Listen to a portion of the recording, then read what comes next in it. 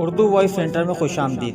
दोस्तों, आप सबसे दरख्वास्त है कि इस चैनल को सब्सक्राइब करें ताकि आपको आने वाली तमाम वीडियो मिलती रहें। चलते हैं आज की कहानी की तरफ। एक दफ़ा का जिक्र है, एक जलपरी समंदर के किनारे एक गार में रहती थी। शाम के वक्त जब मछेरे अपनी किश्तियों में बैठकर मछलियाँ पकड़ने आते तो जलपरी कश्ती के साथ साथ तैरा करती और उनकी बातें सुना करती।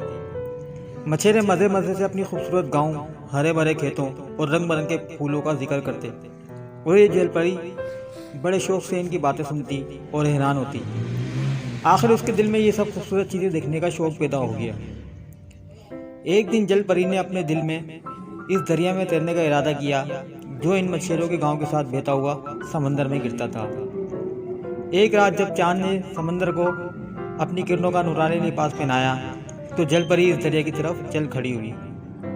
दरिया का मीठा पानी उसे बहुत अजीब मालूम हुआ, मगर जलपरी खुशी से दरिया में तैरती रही और हरे भरे घासों के मैदानों के पास से गुजर गई जहाँ गायें और भैंसें चर रही थी। उन्हें देखकर वो डर गई और पानी पानी चमकदार धूम जल हिलाती हुई तेजी से तैरने लगी। जब सितारे छटक गए, सुबह की ठंडी ठंडी हवा चलने लगी, आसमान पर मशरिक की तरफ से एक जर्द सी रोशनी नमूदार हुई तो जलपरी अपने दिल में डरी कि कहीं मुझे कोई देख न ले। इस ख्याल के आते ही उसने अपना रुख बदल दिया और निहायत तेजी से हाथ और दुम मारती हुई अपने घर की तरफ लौटने लगी। ऐन इस मौके पर एक नौजवान चरवाहा अपनी भेड़ियों को पानी पिलाने के लिए दरिया की तरफ चला आ रहा था। उसकी नज़र जलपरी के चांदनी जैसे जिस्म पर पड़ गई। उसने जलपरी को आवाज़ दी। जलपरी ने पलटकर उसकी तरफ देखा। वो उसकी भला की हसीन थी कि उसे देखकर चरवाहे को अपने आप की कुछ सुध-बुध ही ना रही। वो हैरत ज़दा जू का तू खड़ा रहा और उसके मुंह से एक लफ्ज़ भी ना निकला। जलपरी ने चरवाहे पर नज़र पड़ते ही ज़ोर से चीख मारी और पानी में गोता लगा दिया। फिर पानी के नीचे ही नीचे बड़ी तेज़ी से समंदर की तरफ दौड़ने लगी। चरवाहा भी दरिया के किनारे किनारे दूर तक चलता गया, लेकिन उसे जलपरी का कुछ पता न चल सका। आखिर मायूस होकर वो वापस उसी जगह लौट आया जहाँ दोनों की आंखें चार हुई थीं। किनारे पर घुटनों के बल बैठ गया और दरिया की लहरों की तरफ गौर से देखने लगा, मगर जलपरी नजर न आई।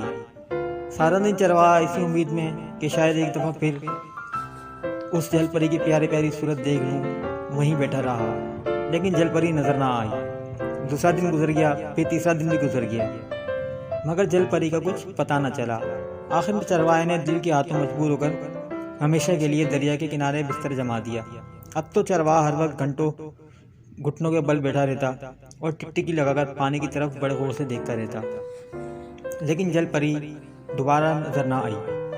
उधर जलपरी को अपने गार में सही सलामत पहुंचकर फिर कभी इंसान और उसकी चीज़ों को देखने की जरूरत ना हुई और उसने दोबारा समंदर से निकलकर दरिया का रुख कभी नहीं किया।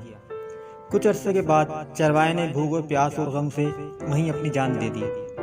चरवाहे के दोस्त जब उसे तलाश करते करते दरिया पर पहुंचे तो चरवाहे की लाश दरिया के किनारे पड़ी हुई थी। लाश इस काबिल न थी कि उसे शहर लाकर दफन किया जाता।